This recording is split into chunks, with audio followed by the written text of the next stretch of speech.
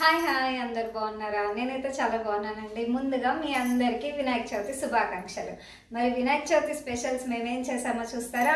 వచ్చేయండి.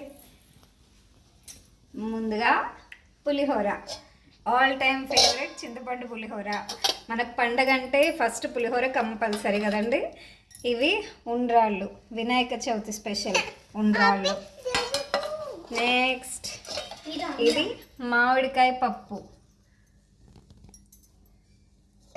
ఇంకా సేమ్యా, ఇంకా సగ్గుబియ్యం కలిపిన పాయసం, ఇంకా సాంబార్, యమ్మీ యమ్మీ సాంబార్, ఇంకా అన్నం, ఇంకా అండ్ వీళ్ళిద్దరు మా పిల్లలు.